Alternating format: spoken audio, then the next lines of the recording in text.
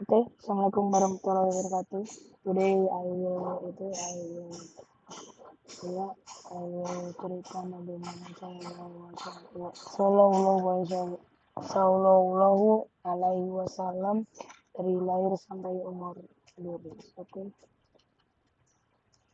Pertama kita kelahiran Nabi Muhammad. Kelahiran Nabi Muhammad SAW terjadi pada tahun 513 di kota Mekah, di wilayah Hijaz, Arab Saudi. Beliau lahir dalam keluarga Bani Hashim, yang merupakan salah satu keluarga terhormat di suku Quraisy. Hari hari kelahiran Nabi Muhammad diperingati sebagai Maulid Nabi, yang jatuh pada tanggal 20 Rabiul Awal dalam kalender Hijriah. Kalian tahu sendiri lah. Tahunnya awal Nabi. Sejak kecil, Nabi Muhammad dikenal sebagai sosok yang jujur dan dipercaya, sehingga beliau dijuluki Al-Amin, yang dapat dipercaya. Kehadiran beliau membawa perubahan besar bagi masyarakat Arab dan dunia, dengan penyebaran ajaran Islam yang menekan keesaan Tuhan, mortalitas, dan keadilan sosial. Oke, cerita Nabi Muhammad SAW, dia SAW ini ketika dia tuh umur setahun atau 2 tahun. Setelah kelahiran Nabi Muhammad SAW, beliau diasuh oleh Halimah As-Sadiyah, seorang wanita dari suku Bani Sa'ad. Pada masa itu adalah kebiasaan bagi keluarga-keluarga terpandang di Mekah untuk mengirimkan anak-anak mereka ke desa untuk diasuh oleh perempuan desa, agar anak-anak tersebut tumbuh dalam lingkungan yang sehat. Jadi seperti kalian tahu lah, jadi di desa itu kan ya mungkin dulu ada ya maka udaranya jelek apa gimana gitu kan. Jadi dia tuh masukin terus biar Arabnya tuh benar. Limas As-Sadiyah dan suaminya menerima Nabi Muhammad ketika beliau masih bayi. Selama masa pengasuhan, Halimah merasakan banyak berkah dan kebaikan, termasuk rezeki yang melipat. Nabi Muhammad tumbuh dengan baik dalam asuhan Halimah, yang sangat menyayangi beliau. Masa ini dianggap sebagai waktu yang penting dalam kehidupan Nabi, karena beliau mendapat pengaruh positif dari lingkungan pedesaan yang penuh kasih. Jadi lingkungan pedesaan itu bagus, terus ya angin, jadi nggak ada masalah sama sekali. Jadi itulah. Terus lanjut slide. Ini peristiwa pembelahan dada. Jadi ketika dia masih diasuh sama Halimah, dia tahu diculik. Jadi ini kita dengarkan dulu. Peristiwa pembelahan dada Nabi Muhammad SAW terjadi ketika beliau masih kecil, sekitar usia 4 tahun. Dalam peristiwa ini, 2 malaikat datang untuk membersihkan hati beliau dari segala kotoran dan dosa. Mereka membelah dada Nabi Muhammad SAW dan mengeluarkan hati beliau, lalu membersihkan dengan air Zam-Zam dan mengisinya dengan hikmah dan ilmu. Jadi ceritanya tuh Nabi Muhammad yang kecil itu sedang dibawa sama 2 malaikat, dibawa ke ini, terus temannya tuh melihat. Terus peristiwa ini sering dianggap sebagai persiapan Allah SWT untuk misi kenabian Nabi Muhammad. Hal ini juga menandakan bahwa beliau dipilih untuk menjadi utusannya. Setelah peristiwa tersebut, Nabi Muhammad kembali ke pangkuan ibunya, dan ia melanjutkan hidup dengan kepribadian yang semakin istimewa.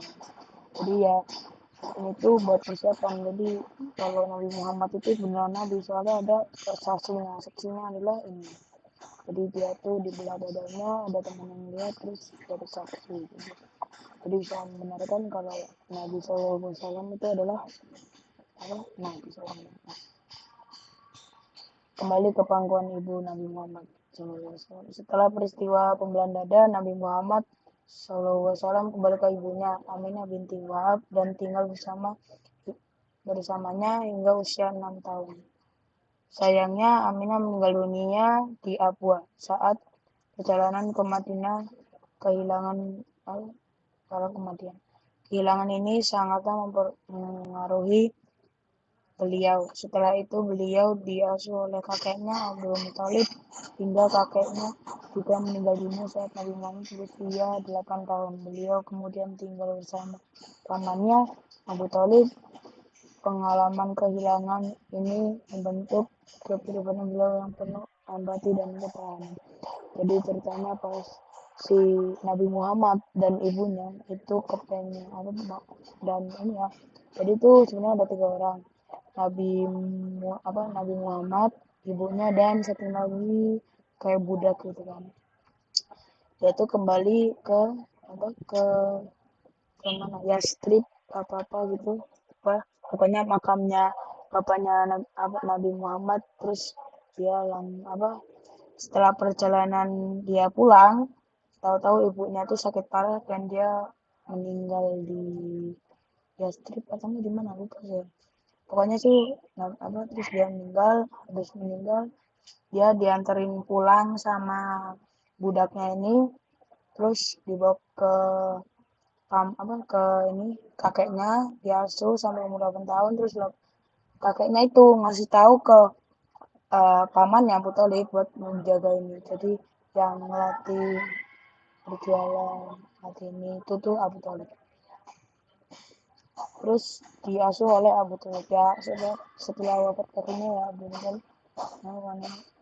Abu Muthalib. Meskipun Abu Thalib tidak kaya, dia sangat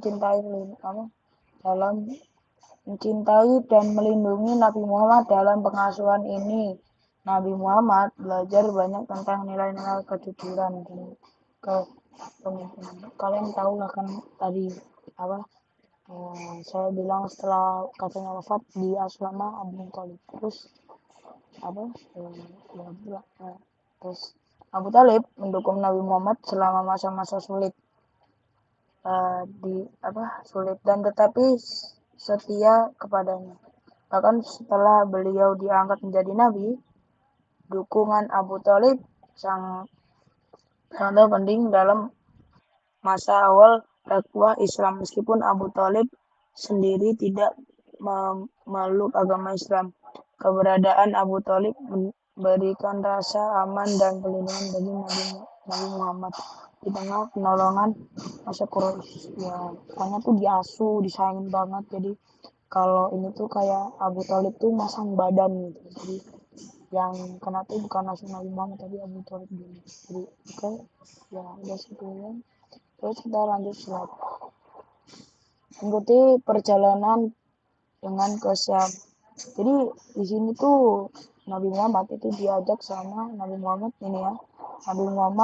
mengikuti perjalanan dagang ke Syam pada usia sekitar 12 tahun bersama pamannya Abu Thalib. Selama perjalanan beliau menunjukkan keterampilan dagang yang baik dan kejujuran yang membuatnya dihormati. Mereka juga bertemu dengan seorang rahib bernama Bahira yang mengakui tanda-tanda kenabian dalam diri Nabi Muhammad dan memberi nasihat kepada Abu Thalib untuk melindungi keponakannya.